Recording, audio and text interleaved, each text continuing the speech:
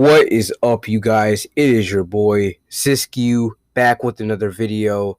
Today we're going to be talking about a guy that was hit by a microwave weapon by a foreign country.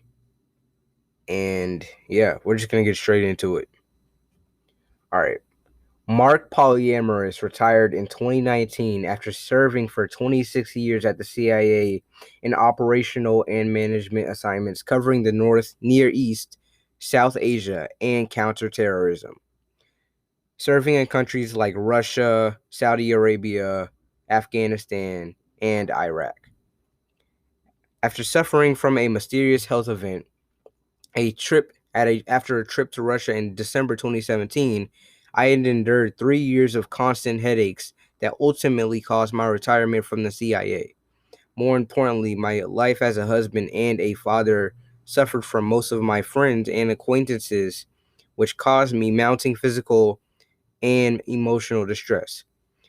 Thanks to a study by the National Academy of Sciences, it was determined that what other U.S. officials who had reported similar symptoms experienced was likely an attack from a microwave weapon.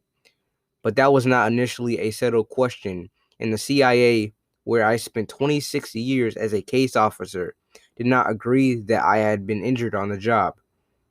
In a statement to CNN in February, a spokesperson said that the CIA is working alongside other government officials to double down on our efforts to find answers regarding the unexplained global health incidents that have impacted personnel.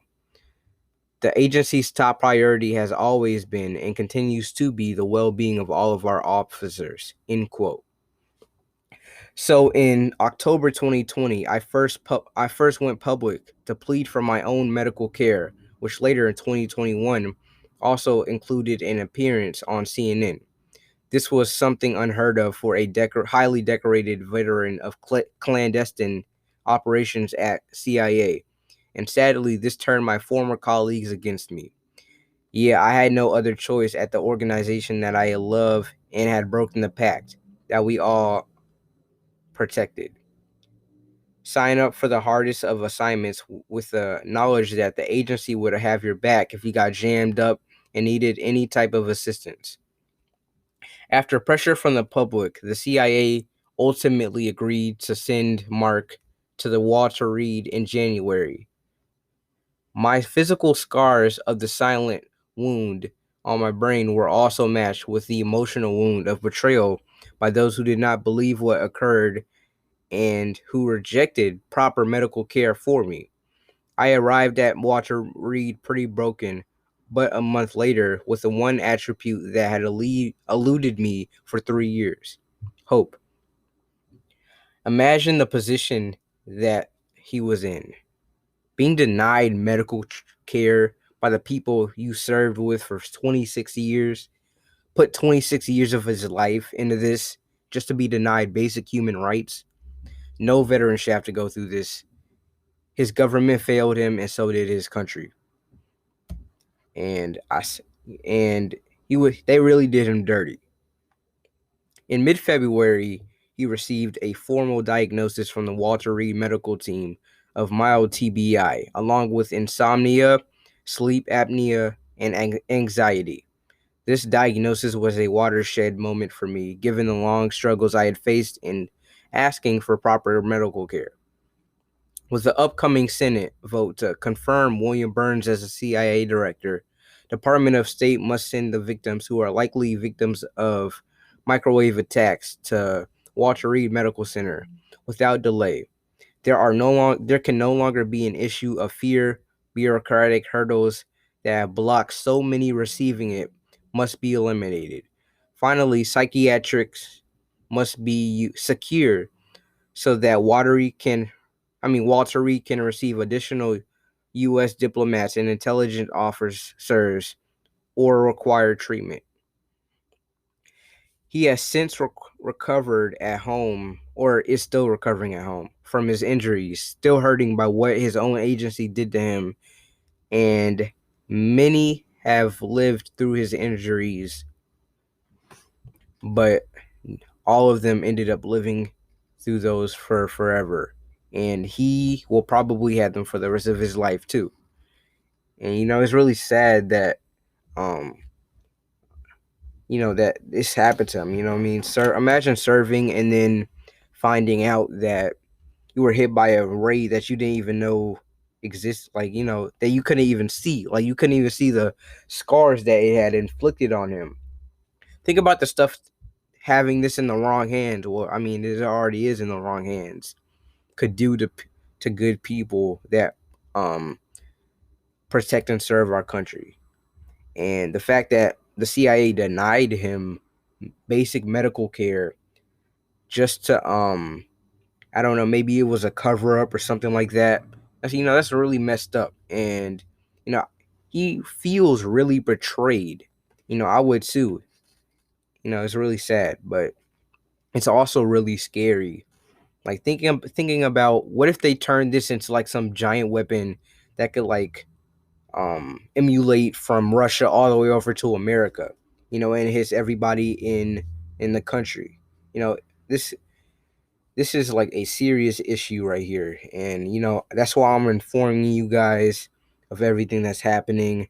I'll also link down in the description the article that I found this on, some other sources. But this is a real issue, guys, and something that you guys should know about. Countries like Iraq and Saudi Arabia and Afghanistan have all been developing microwave weapons like the one Russia used, and other things that could also potentially be used in that sort of manner. Countries have all these countries have in common is he had missions in all of them and has served there for years. Coincidence? I think not. The U.S. has gone on to say that Russia may be attempting to use these microwave weapons on foreign spies that may have been working on ways to prevent this situation from happening again.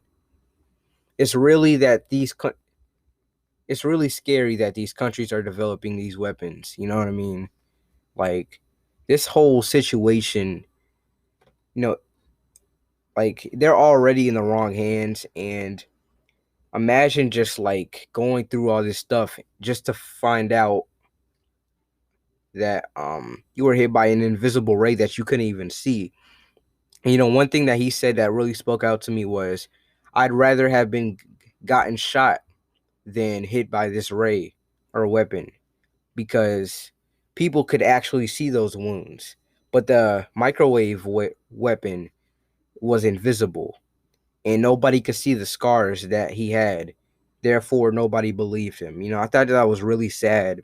They had to go out and say that. You know what I mean? It just speaks volume of the type of stuff that I guess a lot of veterans may be like discouraged to get treatment or something like that, just because like for stuff like this, you can't see their scars, so therefore they were not hurt or they're lying. You know what I mean? It's just a really sad ordeal, and I'm praying for his family. I mean, praying for him that he'll get better. Although those injuries, the injuries that had happened to him will last forever. He will have all those disorders for the rest of his life, which is why these weapons are very, very dangerous, and we got to be careful. You know what I mean? Hopefully, the U.S. has some type of thing to prevent this from happening again. And they also said that they're working on um, developing ways to prevent the situation that Mr. Mark was in from happening again too. They also have, with the upcoming CIA director William Burns. He said he's gonna try to work on this too, to try to prevent that from happening again. But we'll just have to see and hope for the best, right? And that's about it. Um, it's your boy Ziskew, cautiously exiting, and I'll see you guys next time. Make sure you guys like and subscribe. Check out my other video while I be doing podcasts, stuff like that.